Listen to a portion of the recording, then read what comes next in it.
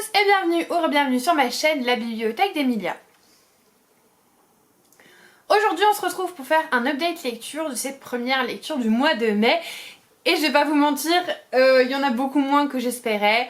Ça n'a pas été forcément très facile pour moi de lire en mai. Pour la preuve, j'ai un roman que je me traîne depuis 10 jours où j'ai lu ça, alors que je le trouve très chouette. Donc vraiment j'ai des soucis pour lire en ce moment. J'ai beaucoup de choses sur le feu, je cours un petit peu de partout. D'ailleurs j'avais fait une tentative de 7 jours 7 livres, je vous mets le vlog juste ici, bon je suis pas arrivée clairement. C'est pour ça que je suis un peu déçue, je m'attendais à plus de quantité. Mais bon voilà, la vie, qu'est-ce que vous voulez que je dise? La vie, parfois on s'attend des choses, on prévoit des choses et puis ça se passe pas comme on le veut. C'est comme ça, c'est pas grave. Du coup passons aux ouvrages que j'ai lus pendant ce début du mois de mai. Je vais commencer par le seul graphique, vous savez je lis pas beaucoup de graphiques. Il s'agit de La Révolution Emoji, écrit et colorisé par David Groison et Paul Ray. C'est publié chez Bayer Graphique et on est sur une enquête journalistique qui va traiter de la création des emojis. Cette chose qu'en fait on se rend pas compte mais qu'on utilise vraiment tous les jours, tout le temps.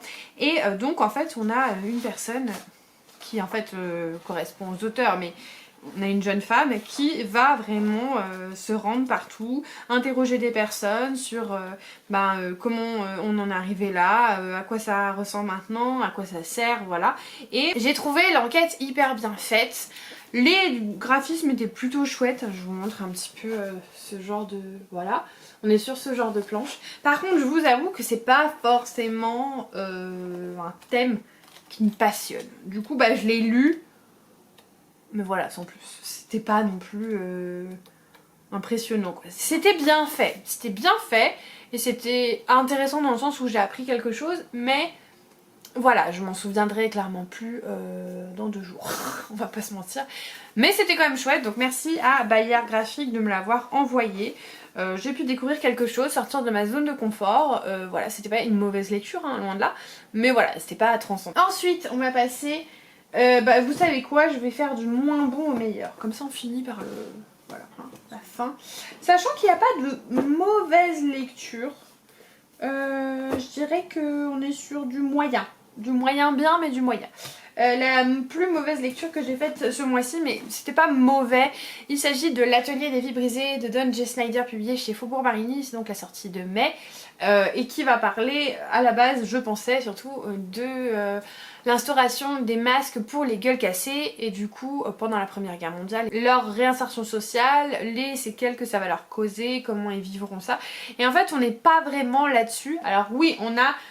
Sam qui lui est un artiste qui va s'enrôler pour la guerre, et en fait il va s'enrôler avec son meilleur ami Ned. Son meilleur ami va mourir à la guerre et du coup lui il va être envoyé dans ses ateliers en fait pour créer des masques. Donc on est quand même sur à la base ce contexte. Mais en fait on va surtout suivre Cathy qui était la femme de Ned, qui avant de se marier avec Ned était amoureuse de Sam, et Sam qui n'a jamais osé se déclarer, du coup elle s'est mariée avec Ned, qui veut plus parler à Cathy parce que pour lui il est responsable.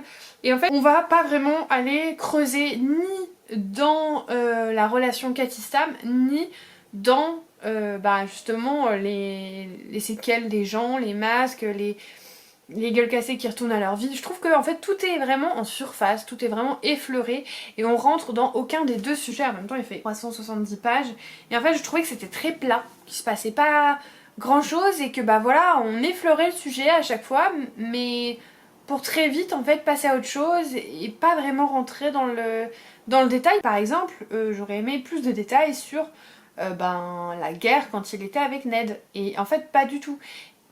Et c'est très perturbant parce que on s'attend à ce que ça arrive à un moment et en fait ça n'arrive jamais. Idem pour l'issue de la relation entre Cathy et Sam, c'est vraiment vous jetez ça comme ça et puis ça y est. Et j'ai trouvé que du coup c'était pas foufou, c'était pas intéressant, c'était pas émouvant, c'était pas poignant parce que vu qu'on restait toujours en surface, on n'avait pas le temps d'être ému. Donc voilà, je suis un peu déçue, c'est comme ça. En ce moment les Faubourg Marigny, je suis un peu déçue, j'aimerais bien que ça remonte là. Le livre de juin, qui est donc le tome 2 d'Hôtel Portofino, je ne l'ai pas demandé puisque j'ai le premier à lire et que les flamboyantes ont pas forcément toutes apprécié ce roman, donc vu que je sais que j'aurai pas le temps de lire le premier avant que le 2 me soit envoyé, je préfère ne pas le demander, le lire tranquillement le 1, si jamais ça me plaît, acheter de mon propre argent le 2, bien que je sois partenaire, parce que j'ai pas envie qu'on m'envoie un livre et que entre le temps je lise le premier et je me dise ah bah je l'aime pas, du coup je vais pas le lire. Je trouve ça pas respectueux et du coup j'ai demandé à pas le recevoir, donc on verra si je lis le 1, mais du coup je me sens beaucoup moins obligée et pressée de lire le 1 vite parce qu'il faudra que je lise le 2 et tout, donc voilà, j'ai essayé de me libérer un petit peu de temps là-dessus. Ensuite j'ai lu L'invité mystère de Nita Prose, ça je l'ai lu dans le 7 jours 7 livres, c'est publié chez Calman Levy et j'avais beaucoup aimé le premier tome puisque on a un personnage qui est clairement neurodivergent, autiste, je pense Asperger, et c'est rafraîchissant d'avoir ce genre de personnage dans la littérature puisque souvent les personnages neurodivergents, quand ils sont représentés à la télévision ou en lecture, ils sont représentés sous leur bonjour, ou ils sont un peu rigolos, un peu quirky comme disent les Américains, un petit peu maladroits, gaffeurs et tout, mais ils restent rigolos et ils arrivent à s'intégrer dans la société. Or, déjà, tous les neurodivergents n'arrivent pas à ce genre de choses, et puis en plus, même ceux qui arrivent, il y a des jours sans. Et là, je trouve qu'on est vraiment sur un personnage qui du coup a du mal à s'intégrer à la société, elle a du mal à vivre dans la société qui n'est pas faite pour sa façon d'être, et je trouve ça hyper chouette qu'on ait ce genre de représentation et que ce soit en fait mis en lumière. Alors, du coup, il y a des gens qui n'ont pas aimé son personnage, mais elle n'est pas faite pour être aimée. Elle est faite, Molly, d'une façon où on a envie de s'interroger sur pourquoi elle réagit comme ça, comment elle est faite, ce qui se passe dans sa tête à ce moment-là et tout, qui fait que elle a des réactions qui sont un peu différentes en fait du commun des mortels, on va dire. Et du coup, il y en a qui ont dit vite qu'elle était agaçante et qui l'ont pas aimée. Je suis pas d'accord avec ça, mais voilà, c'était hyper rafraîchissant. Par contre, ce deuxième tome m'a énormément déçue puisque au-delà de ce côté rafraîchissant du personnage qui en fait ne l'était plus puisqu'il n'y avait plus l'attrait de la nouveauté, j'ai trouvé que l'enquête était un petit peu un copier-coller du premier tome, qu'elle était bâclée pour se concentrer sur une histoire parallèle dans le passé de Molly, mais qui elle non plus n'a pas été hyper creusée, ce qui fait qu'on était sur deux tableaux, mais deux tableaux qui n'ont pas vraiment été exploités jusqu'au bout. J'ai pas trouvé ça transcendant, j'aurais clairement préféré que ce livre reste un tome unique. Je pense qu'en tant que one shot, il se suffisait largement à lui-même. Là, on est sur de la redite tout le temps, des répétitions et j'ai pas apprécié ce côté-là. Donc je ne suis pas sûre de continuer cette saga, un peu déçue parce que j'avais vraiment beaucoup aimé le premier tome. Mais voilà, c'est la vie. Ensuite, j'ai lu et j'ai beaucoup apprécié Méduse de Jessie Burton, qui donc est publié chez Gallimard Jeunesse. C'est une réécriture toute petite du mythe de Méduse, qui est donc cette gorgone qui a plusieurs origines, mais celle qui va être exploitée dans celui-ci, c'est le fait que Méduse va non consentante avoir des rapports avec Poséidon dans le temple d'Athéna, ce qui va lui valoir sa déchéance et la colère d'Athéna, sachant que la pauvre en fait c'est une victime, mais dans la mythologie, souvent les femmes victimes sont représentées comme des sorcières, des monstres, tout leur est reproché alors qu'en fait ce sont juste les victimes. C'est très courant dans la mythologie. Voilà, c'est des choses qui sont un petit peu aberrantes mais qui en fait s'expliquent parce que c'est retranscrit par des hommes blancs de l'époque, hein, n'oublions pas. Mais voilà, j'ai trouvé que du coup cette réinterprétation qui pour moi peut être lu par des jeunes adultes, enfants, mais enfants un peu plus vieux, genre à partir de 10 ans, puisque on reste quand même pas sur des descriptions très équivoques, et puis même pas du tout, et puis surtout il y a un langage qui leur est adapté. Mais en tout cas c'était très chouette, moi j'ai vraiment beaucoup aimé, ça s'est lu d'une traite, pour le coup je l'ai lu en 2 heures. C'était très chouette, j'ai passé un très bon moment et je suis contente que ces femmes un petit peu victimes soient mises en lumière dans la mythologie alors qu'elles ont été représentées comme des monstres par les écrits de la mythologie. Mais voilà, je suis très contente d'avoir découvert ce roman, j'ai trouvé très chouette, donc voilà. Très satisfaite. Ensuite j'ai écouté avec la voix de Bridget Jones avec grand plaisir le tome 5 des Détectives de Yorkshire, Rendez-vous avec le danger, écrit par Juliette Chapman. C'était trop cool, j'ai préféré ce tome là au tome 4 puisque le tome 4 pour moi je trouvais que l'enquête était un petit peu pâtissante dans le sens où on allait plus se concentrer sur Samson qui, je le rappelle, Samson à la base est un policier de Londres qui vivait dans ce petit village de Bruncliff. Un jour il s'est passé quelque chose et il a été un petit peu chassé par les habitants et du coup quand il revient il n'est pas hyper bien accueilli. Il va louer un local pour monter son agence de détective auprès de Delilah qui elle fait partie d'une des familles les plus respectées et adorées, chéries de Bruncliff. Elle vient de se séparer, elle vient de divorcer et du coup c'est un petit peu la petite chérie du village, voilà. Elle va donner sa chance à Samson et en parallèle elle va également monter une agence de rencontres matrimoniales et quand l'un de ses clients se fait assassiner, elle va s'allier avec Samson pour mener l'enquête tout simplement et c'est comme ça que va commencer le partenariat entre nos deux protagonistes. Évidemment on en est très loin puisque là on est au tome 5 mais c'était vachement chouette, l'enquête était beaucoup mieux, elle était beaucoup plus approfondie puisqu'on laissait le fil rouge au niveau perso on va dire de Samson un peu plus de côté. C'est ça que j'avais reproché au tome 4, c'est que je trouvais qu'on se... finalement on n'avait plus vraiment d'enquête, on était vraiment que focus quasiment sur le passé de Samson et là je trouve que l'autrice elle a réussi à rééquilibrer un petit peu les choses. C'est chouette, c'est campagnard, c'est des personnages adorables, c'est une petite ville qu'on a envie de visiter, c'est trop chouette. Franchement c'est tellement un bonbon cette saga. Je préfère quand même Meurtre à pépites de chocolat, mais bon c'est comme ça. J'ai passé un excellent moment avec ce tome 5 et je lirai le tome 6 avec grand plaisir en juin. On arrive déjà, eh oui, à ma dernière lecture. Bon après j'ai 3 lectures en cours à vous présenter puisqu'ils sont quand même bien avancés. Enfin... pour une j'en suis au début mais bon c'est pas grave. J'ai lu Tiziri, La volonté de Veoare, le 2e tome d'Alexiane de Lys publié chez Plume Blanche. À la base Tiziri c'est un roman d'anticipation sur un futur où la Terre a subi des cataclysmes, elle est devenue beaucoup moins vivable et les seuls humains qui ont survécu sont sous un dôme protecteur. Tiziri c'est une personne qui est albinos, qui est en même temps une chasseuse et qui un jour va s'éloigner, passer au-delà du dôme et se rendre compte que ce qu'on lui a raconté toute sa vie n'est peut-être pas exactement la vérité.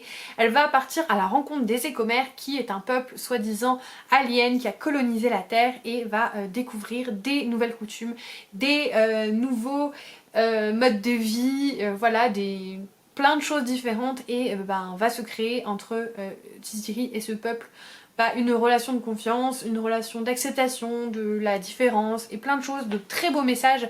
Je vous ai fait mon avis complet sur la saga dans la vidéo de vendredi, donc le saga en série si jamais ça vous intéresse.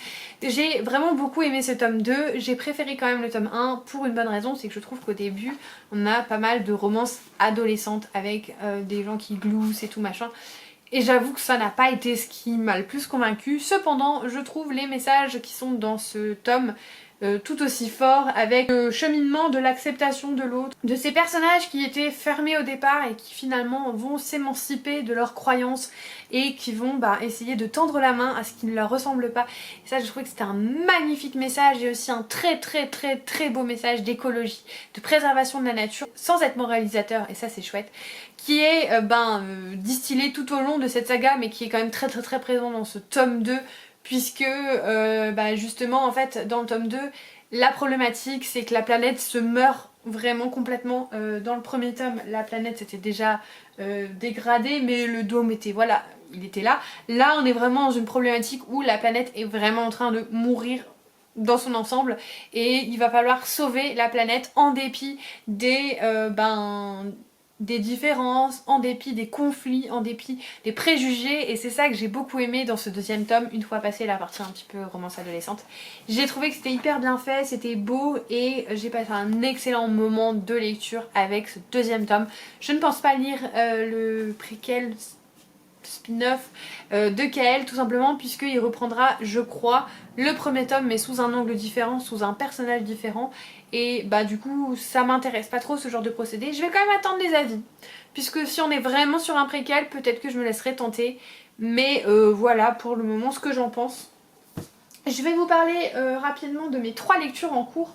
La première, celle qui est le moins avancée puisque j'ai lu 50 pages, c'est le dernier tome de la saga Secret Shanghai de Chloé Gong. Donc moi je le lis en anglais, ça s'appelle Full Heart Huntsman.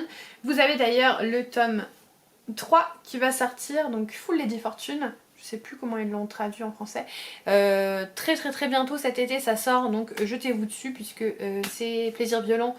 et Nos fins violentes ne sont pas une duologie en eux-mêmes. Il y a vraiment une saga qui s'appelle Secret Shanghai et qui comprend 4 tomes plus un tome de nouvelles entre le tome 3 et le tome 4. Donc là je suis sur le dernier tome et je pourrais pas vous parler trop de quoi ça parle. À la base c'est Plaisirs violents, c'est l'histoire de Roméo et Juliette retranscrite dans le Shanghai des années 20 sous fond de guerre de gang, de communisme, de nationalisme et d'un mal secret qui rôde, qui gronde et qui va attaquer les habitants sous forme surnaturelle. Et voilà comment commence toute l'histoire, mais ça va tellement plus loin, je vous jure, là on en est à des années-lumière.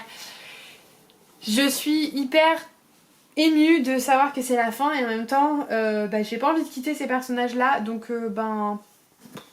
pas trop envie de dire au revoir, mais il était temps, ça fait des mois qu'on repousse avec Caro cette lecture et je pense qu'il était temps qu'on la lise, voilà, et qu'on voit ce qui se passe à la fin. Je pense que ça va nous prendre un petit peu de temps parce qu'on va le déguster, on va pas essayer de le rusher, c'est le dernier, faut qu'on en profite, mais je passe un excellent moment, bon j'ai lu que 50 pages, mais je passe un excellent moment de lecture et j'ai hâte de m'y mettre un petit peu ce soir. Je pense pas que j'aurai beaucoup le temps de lire ce soir, au moment où sort cette vidéo j'aurai sûrement bien avancé, mais en tout cas voilà ce que je suis en train de lire en ce moment. Également, je vous parlais d'un livre que je traîne depuis 10 jours mais que j'aime beaucoup. Il s'agit de La folle destinée des Kerdelec d'Aurore Descours, plus connu sous le nom d'Adé Martel, qui est publié chez Campbell Lewis. C'est le premier tome, un secret bien gardé, qui va suivre une famille bretonne qui va voir la fortune de la famille un petit peu compromise dans le sens où il manque un acte de baptême très important pour prouver qu'ils font partie d'une certaine famille et garder leur titre et leur possession.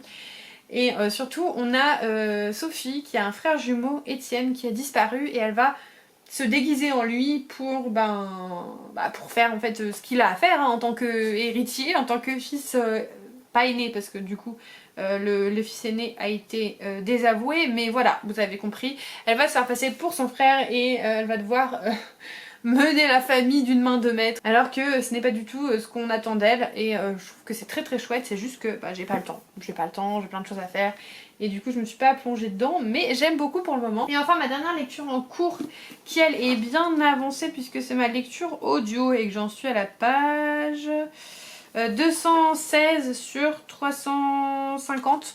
J'ai quand même bien avancé, j'ai écouté tout ça. Il s'agit de la bibliothèque des rêves secrets de Michiko Aoyama, publié chez Nami, qui va être un recueil de 5 grosses nouvelles où on va avoir des personnages qui sont un peu perdus dans leur vie et qui vont se retrouver par hasard à la bibliothèque et une bibliothécaire va leur faire des recommandations de romans, souvent improbables, et en fait grâce à ces romans ils vont trouver la force en eux de comprendre ce qui va pas dans leur vie et de comprendre ce qu'il faut faire pour s'améliorer, pour être plus heureux. Et c'est très beau, c'est très doux, je passe un très bon moment, mais ce sera pas un coup de cœur parce que je trouve que la narratrice audio est pas terrible. Je suis pas convaincue, j'aime pas beaucoup, je trouve qu'elle a une voix vraiment de grand-mère et que les intonations sont pas top, donc un peu déçue dans le sens où je sens que le fond est très bon mais que la forme est pas terrible. Voilà, ça arrive parfois avec les livres audio. C'est ce qui est intéressant avec le livre audio, c'est qu'à la fois ça peut augmenter votre expérience de lecture, ça peut la rendre encore meilleure. Je pense notamment à Nevermore qui est juste là où la narratrice fait des voix de personnages absolument incroyables et à la fois ça peut la rendre un peu moins bien, donc c'est le cas ici, bon, c'est comme ça, mais je continuerai quand même parce que j'ai pas trop le temps de lire, donc il faut bien que j'utilise mes crédits audio pour ça. Et voilà, j'ai fait le tour en fait de tout ce que je suis en train de lire, tout ce que j'ai lu en ce début de mai. Comme je vous ai dit, c'était un peu moins conséquent que ce que j'aurais espéré, mais voilà, c'est la vie, c'est comme ça, c'est plein d'imprévus et puis c'est pas grave, même si pour l'instant j'ai un peu du mal à lire, que voilà, je suis pas trop dedans, je suis fatiguée, et je sais que ça va revenir, que c'est qu'une phase et c'est pas très grave. N'hésitez pas à me dire quelle est votre dernière lecture favorite, quel a été votre dernier coup de cœur, et puis évidemment je vous remercie de tout le soutien que vous m'apportez vidéo après vidéo, que ce soit par commentaire, votre bienveillance, par MP, tout l'amour que vous m'envoyez, vraiment un grand merci. Si vous n'êtes pas encore abonné, n'hésitez pas à le faire, à mettre un petit commentaire. Et puis moi comme d'habitude évidemment je vous souhaite de merveilleuses lectures. En attendant la prochaine vidéo, je vous fais des bisous.